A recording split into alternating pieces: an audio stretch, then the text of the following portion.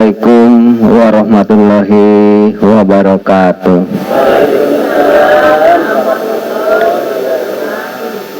Alhamdulillah wa syukurillah wa ni'matil iman bidinil Islam. Asyhadu an la ilaha illallah wahdahu la syarikalah wa asyhadu anna Muhammadan abduhu wa rasuluhu. Qala Allah ta'ala fil kitabil karim, a'udzu billahi minasyaitonir rajim. Bismillahirrahmanirrahim. Allahu nurus samawati wal ardi, masalu nurihi kamiskatin fiha misbah.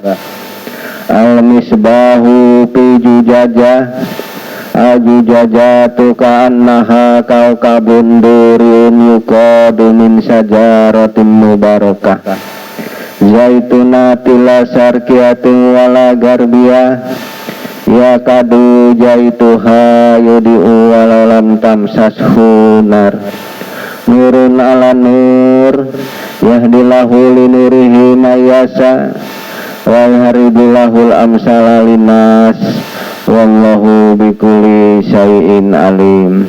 Sadaqallahul azim. Alhamdulillah, dengan rahmatnya Allah, pada malam hari ini kita masih diberikan kesehatan iman kita, Islam kita, sehingga dapat menghadiri pengajian Ma'rifatullah di Wadah Thariqat Sataria Sahid. Mudah-mudahan apa yang kita kaji pada malam hari ini semoga bermanfaat untuk diri kita, agar diri kita lebih baik melangkah ke depan, lebih dewasa pola pikirnya, lebih bijak perbuatannya untuk menghadapi kehidupan dunia ini sampai kehidupan di akhirat nanti, yaitu hidup setelah mati.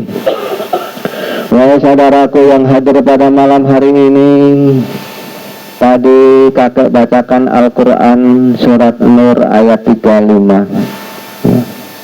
Surat Nur ayat 35. Yang 3 itu kesempurnaan Islam, yang 5 itu adalah rukun Islam, yang berbunyi dengan bahasa Indonesianya, Allah itu nur langit dan bumi. Allah buat misal pada dirinya seperti lubang yang tiada tembus ataupun kaca, yang di dalamnya ada lampu. Lampu itu dinyalakan oleh sebatang pohon zaitun yang diberkati. Pohon itu bukan tumbuh di timur dan bukan tumbuh pula di barat. Minyaknya saja bercahaya walau tak tersentuh api. Nur di atas nur, Allah berikan nur itu siapa yang dikendakinya. Allah buat misal pada manusia, sesungguhnya Allah maha luas akan ilmunya. Ayat ini menunjukkan sesuatu rahasia Allah pada diri manusia, dan penafsiran ayat ini beribu-ribu ulama hampir nggak serupa penafsirannya, berbeda-beda. Namanya rahasia itu berbeda-beda penafsirannya. Itulah sebabnya timbullah suatu perdebatan antara ulama yang lain dengan ulama yang lain, sehingga ayat ini menjadi suatu yaitu antik. Bahkan dikisahkan oleh Ibnu Abbas pernah berkata pada sahabat-sahabat yang lain, karena dia mendapatkan suatu pelajaran dari Rasulullah tentang masalah surat ini. Apa kata Ibnu Abbas? Ya saudaraku, andai kata ayat ini kutafsirkan yang sebenarnya, aku dikatakan orang gila. Dan mereka mengatakan yang benar, aku dikatakan yang salah. Itu juga lah Sayyidina Ali. Kalau aku tafsirkan sebenarnya ayat ini, mungkin dipotong leherku, dikatakan aku orang sesat. Dan itu juga Abu Hurairah mengatakan, kalau aku tafsirkan sebenarnya ayat ini, maka aku dilempari batu sama yang lain, dikatakan aku sudah gila. Maka ayat ini, surat Nur ini amat antik. Ya, ulama-ulama menafsirkan berbeda-beda. Marilah kita tafsirkan yang pernah diajarkan oleh Rasulullah kepada Ibnu Abbas dan kepada Ali dan kepada yang lain. Kita tafsirkan dengan pengertian dia dari kacamata makrifat, ya. Allahu nurus samawati wal ardi. Allah itu nur langit dan bumi. Kalau bahasa alam semesta, bahasa umumnya, langit yang kita lihat di atas, bumi yang kita duduki sekarang ini. Itu fakta daripada yang orang yang punya akal yang melihat. Maka tadi kata Ibnu Abbas, kalau kita sebenarnya aku dikatakan orang gila. Dia mengatakan dia yang benar, pendapat yang salah. Tapi kalau kita ambil kacamata makrifat, penafsiran ayat ini yang pernah diajarkan Rasulullah kepada sahabatnya, yang dikatakan langit itu adalah Nabi. Allahu nurus samawati wal ardi. Allah itu nur langit dan bumi. Yang dikatakan langit itu adalah Nabi. Yang dikatakan bumi adalah bapak kandung kita. Itu penafsirannya. Jauh nggak kira-kira itu pengertiannya? Jauh sekali. Maka amat antik. Kenapa dua orang ini menjadi rahasia Allah? Allah misalkan dirinya seperti lubang yang tiada tembus, yang dalamnya ada lampu. Kenapa dua orang dirasakan oleh Allah menjadi rahasia Allah? Karena dua orang ini menjadi wali alam semesta, ya. Nabi itu adalah wali Allah untuk kehidupan akhirat. Maka Nabi itu mengajari manusia tentang masalah kehidupan akhirat. Dan sekarang ini Nabi sudah nggak ada, tinggallah pewaris-pewaris Nabi.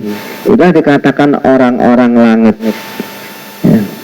Orang-orang langit. Dan bapak kandung kita itu adalah wali dunia. Maka bapak kita itu mengajari kita mencari makan, mencari dunia. Karena dia itu dikasih kuasa oleh Allah adalah wali dunia. Jadi ada dua wali yang dikasih nama, yang dikasih kekuasaan oleh Allah. Maka Allah menjatuhkan hukum pada dua wali itu dengan bahasa ridholillah wa ridho wali walidayya. Ridhonya Allah di atas ridho para wali-walinya, dua wali, ya. Jadi segala masalah apapun yang kita perbuat, baik ibadah ataupun dunia ataupun agama yang kita yakini ini, apabila nggak ada walinya maka sia-sia belaka. Ya sekarang nggak nampak sia-sia, nanti ketika kita kembali ke alam sana menjadi sia-sia. Kenapa? Nggak ada walinya. Karena walinya menggarisbawahi kehidupan manusia, baik dunia ataupun akhirat. Kalau dunia adalah kedua orang tua kita. Kita sudah tua-tua loh. Kita sudah tua-tua, sudah punya anak. Jadilah diri kita itu wali untuk anak-anak kita, untuk istri kita. Jangan menjadi bandot ataupun tuyulnya. Tahu bandot? Hanya buat anak pada bininya, tapi nggak memikiri bagaimana anaknya nasib dunia dan akhiratnya. Jadi seorang ibu itu adalah pemelihara anak-anaknya.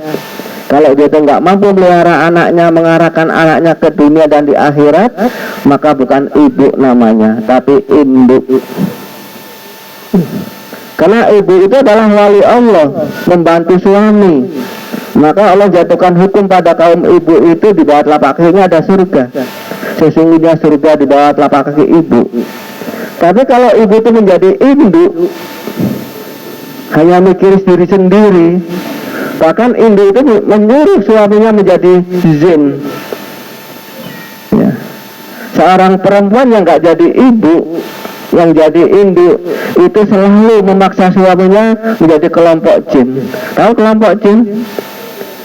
Kelompok jin yang dekat pada laki-laki adalah tuyul. Sang pencari duit dapat diminta, malam dineneni, siang cari duit lagi dapat diminta. Itu kan tuyul dengan bakyul gitu kan. Maka di sini kita harus hati-hati, kita udah tua-tua semua.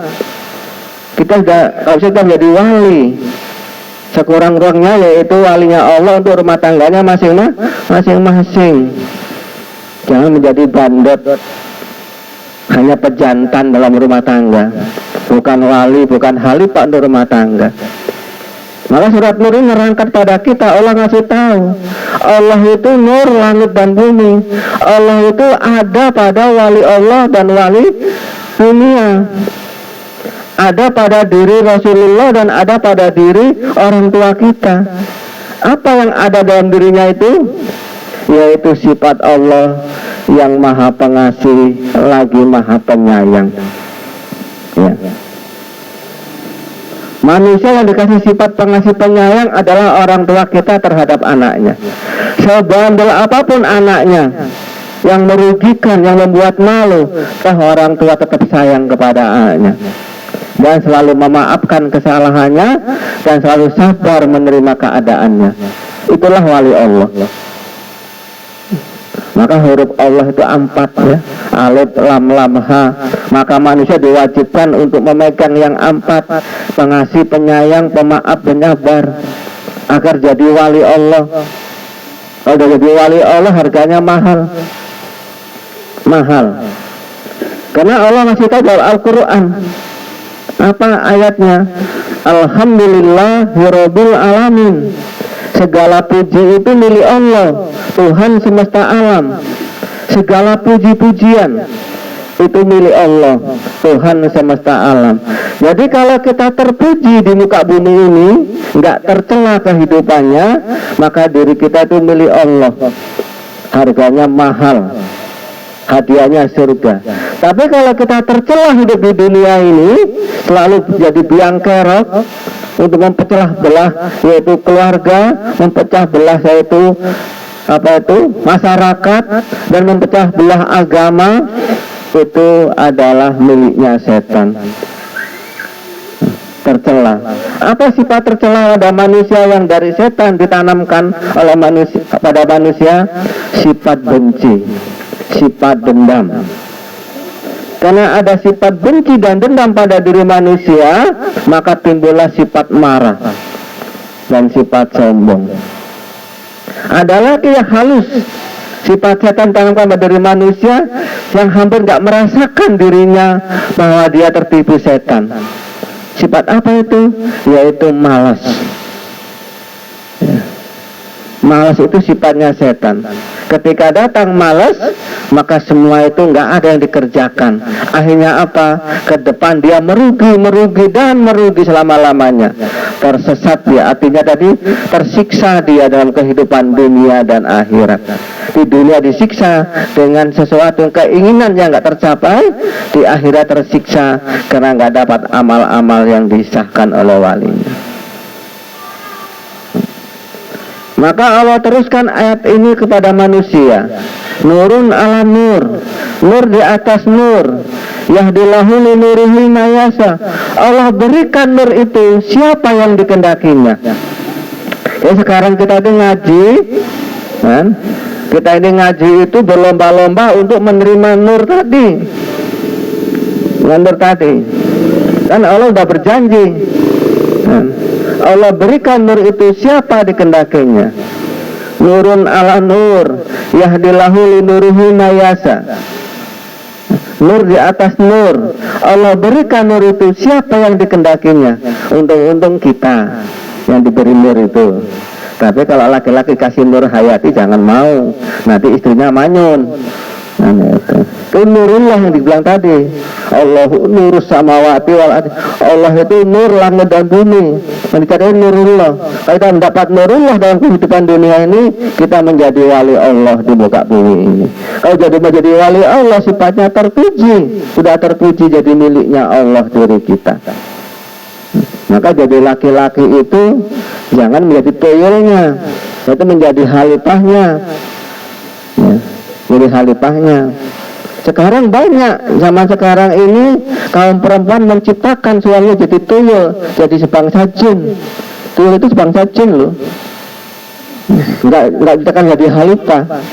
Sedikit sekali kaum perempuan yang menciptakan suami jadi khalifah untuk rumah tangganya. Sedikit sekali. Bahkan mungkin kalau dikira persen hanya 2% yang seorang perempuan menciptakan itu menaikkan suaminya menjadi khalifah rumah tangganya. Tapi kebanyakan orang perempuan menjadikan suaminya sang pencari duitnya. Namanya apa? Tuyul. Yang sedihnya nanti kalau dia berbuat baik, amalnya banyak, dia masuk surga. Wujudnya itu masuk surga, kepalanya botak gundul, pakai pempes, berkumis. Jumpa sama kawan atau kampung dulu. Dulu kamu di kampung ganteng loh waktu hidup di dunia. Sekarang macam gini. Iya, karena aku di dunia itu aku beragama taat, tapi aku jadi tuyulnya istriku, bukan jadi khalifahnya. Sekarang wujud kami tuyul. Udah kepalanya botak, pakai pempes, pakai kumis lagi, ada kumisnya gitu. Lucu ya itu kira-kira. Mau macam gitu, gak apa-apa. Maka belajar dikirakan diri jadi khalifah, jadi pemimpin rumah tangganya. Karena khalifah itu adalah walinya Allah. Ya. Ada orang yang menyayangi kita sepenuh hati tanpa pamrih, kecuali orang tua kita. Ada sayang kamu itu kepada yang lain dengan sepenuhnya, kecuali kepada anakmu.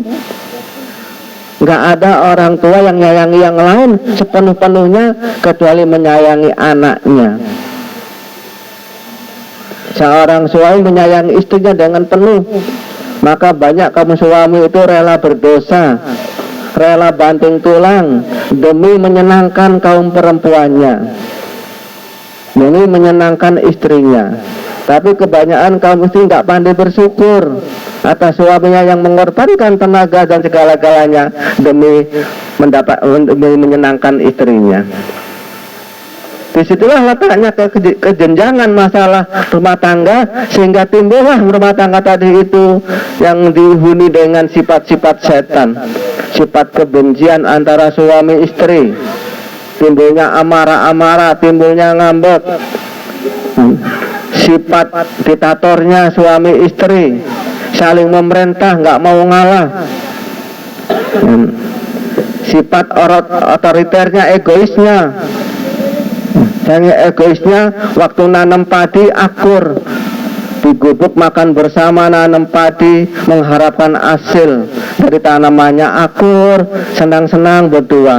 Ketika panen gelut gaduh rebutan hasil, yang satu minta beli ini, satu minta beli itu, akhirnya gaduh karena egois. Banyak orang tua yang egois terhadap anaknya, banyak anak yang egois terhadap orang tuanya. Ada orang tua yang sama anaknya apa dengan bahasa yang ngetren, bahasa yang ketahuan. Manusia itu lahir kan udah bawa rezeki, jadi nggak perlu kita begitu, udah dibagi sama Allah dengan masing-masing. Kataan mereka itu, ya biar dia nyari sendiri nanti. Itu orang tua egois. Ya. Memang rezeki diadakan oleh Allah untuk manusia masing-masing, tapi perantaraannya itu yang kita pikirkan. Ketika ayam kita pelihara, dia mohon kepada Allah, yang hari itu pernah kakek ajarkan tuh kan, mohon kepada Allah, ya Allah, aku lapar minta makan. Apa kata Allah? Ya ayam, minta sama walimu, minta sama majikanmu makan. Datanglah ayam, datangi majikannya dengan ribut, ketok, jengkel majikan diserampang sama kayu. Ngadu sama Allah, ya Allah, aku gak dikasih makan malah dilempar kayu. Ya kalau begitu aku turunkan satu ayat untuk manusia. Apa ayatnya? Wa may ya'mal miskola jarotin horeyaro wa may ya'mal miskola jarotin sarayaro. Apa saja yang kamu perbuat kebaikan, akan Allah nampakkan kebaikan itu. Dan apa saja kamu berbuat keburukan, akan Allah nampakkan keburukan itu. Ketika berbuat baik, mengasih makan ayam, maka rezeki kita itu gak dihambat oleh Allah, langsung turunkan untuk kita. Ketika kita mohon kepada Allah rezeki, nggak dihambat oleh Allah. Kenapa? Sudah kita tanamkan terhadap ayam tadi, karena kita itu adalah perantaranya. Ketika kita menghambat rezekinya ayam, rezekinya kucing, rezekinya pohon kayu, tanaman yang kita tanam, kita pun dihambat oleh Allah, diundurkan. Bukan nggak dikasih, tapi diundurkan, bahkan dibuat susah. Sekarang banyak macam gitu hidup di dunia ini. Seorang guru egois terhadap muridnya, banyak. Diktator, harus begini, nggak mampu pun dipaksa harus begini, harus patuh pada gurunya. Memang bahasanya begitu. Tapi andai kata nggak mampu muridnya itu untuk mengikuti apa yang maunya guru, timbullah murid-murid durhaka. Kenapa kok timbul murid durhaka? Karena gurunya nggak bijaksana. Bukan bijak sini, tapi bijaksana. Bijak terhadap murid-muridnya, kan begitu. Jadi kita harus tahu hal ini. Surat Nur tadi menjadi rahasia Allah. Sesungguhnya manusia itu ada yang diberi satu nur oleh Allah, yaitu wali-wali Allah. Yang orang-orang langit namanya nabi, samawati itu dikatakan nabi, ardi itu dikatakan bapak kandung kita, ibu kandung kita. Jadi dua oranglah, dua pangkat inilah yang mengatur alam semesta, baik urusan dunianya ataupun urusan akhiratnya. Maka orang-orang langit itu mengajak kita dalam kehidupan di langit nanti, ya. Para wali-wali Allah itu mengajak kita untuk hidup di akhirat dengan kebahagiaan. Tapi orang-orang bumi, bapak kandung kita, mengajari kita mencari harta untuk hidup kebahagiaan di dunia. Dua orang ini yang dikatakan langit dan bumi tadi. Kalau orang yang awam, langit itu yang kita lihat di atas, yang bumi yang kita pijak. Tapi ilmu ma'rifat nggak mengatakan begitu tentang masalah surat Nur tadi ini. Ini kira-kira nyambung nggak? Jadi kalau udah nyambung ajaran ini, bisa agak berubah lah. Kaum ibu ya berubah, jangan maksa suaminya jadi tuyul, jadikanlah dia khalifah. Kaum bapak ya berubah, jangan egois terhadap istrinya, anaknya. Harus bijak lah. Jadilah kamu khalifah pemimpin, bukan yaitu apa namanya tadi itu pejantan. Harus berubah kalau memang nyambung. Tapi kalau nggak berubah gitu-gitu aja, ya memang nasibnya lah. Kalau kakek hanya nyarankan saja, karena nasibmu. Nasib tetap kamu golongan orang-orang yang merugi, kan begitu. Nyambung kira-kira kan? Takut ngomong nyambung, takut dipaksa ngomong begini ya, nggak ngomong ya macam mana gitu ya kan? Iya Bu. Ngeri loh Bu, kehidupan itu ngeri. Nggak segampang apa yang kita bayangkan. Walaupun ibu taat beragama, taat agamanya taat, tanpa ridho walinya, agama yang kamu amalkan nggak ada apa-apanya. Kenapa kok timbul anak-anak durhaka di muka bumi ini? Karena walinya itu egois, nggak mau maafkannya. Ketika dimaafkan oleh orang tuanya, kesalahan anak itu hilang. Nggak ada lagi anak durhaka di muka bumi. Andai kata orang tua itu punya sifat pemaaf dan penyayang dan penyabar. Kenapa timbul anak durhaka? Karena orang tuanya hilang sifat pemaafnya, yang ada sifat pemarahnya. Hilang sifat penyayangnya, yang ada timbul sifat kebenciannya. Maka timbullah anak-anak durhaka, timbullah murid-murid durhaka, timbullah istri yang durhaka. Suami nggak ada durhaka ya? Ada nggak suami durhaka? Nggak ada. Bapak durhaka ada? Enggak ya. Yang ada anak durhaka, istri durhaka, dan murid durhaka. Maka jadi bapak biar nggak durhaka kamu, iya kan? Jadi wali biar nggak durhaka. Kan wali itu gambar kehidupan. Dia itu mengajari kehidupan untuk manusia. Cara hidup di dunia begini loh. biar nanti kedepannya itu masa depannya senang. Maka kamu disuruh sekolah, kamu disuruh apalagi, disuruh kerja, nggak boleh malas. Agar apa? Menjadi orang yang pandai dan pandai nyari duit, dan jadi orang kaya, agar kedepannya senang. Itu kan ajarannya wali dunia, ajaranmu kepada anakmu kan. Mana ada bapak ngajari anaknya biar nanti kamu masuk surga? Ada enggak? Enggak ada. Itu kan ajaran guru, yaitu orang-orang lah langit tadi. Maka ayat ini mengandung dua unsur pada manusia, dan Allah itu memberikan nur itu kepada dua manusia. Untung-untung kita yang diberikan itu. Yang dikatakan nurun ala nur, nur di atas nur, yahdillahu linurihi mayasa.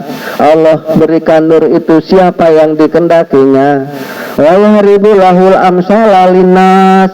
Allah buat misal pada manusia. Wallahu bikulli syai'in alim. Allah itu maha luas akan ilmunya. Jangan ngengkeng aku paling benar, yang lain salah. Allah itu maha luas akan ilmunya. Kalau kita nggak ada apa-apanya, kalau ngaku tuan syekh, ngaku wali, ngaku khalifah, ngaku guru, sing paling benar, nggak ada apa-apanya dibandingkan ilmu Allah. Nggak ada apa-apanya. Ya.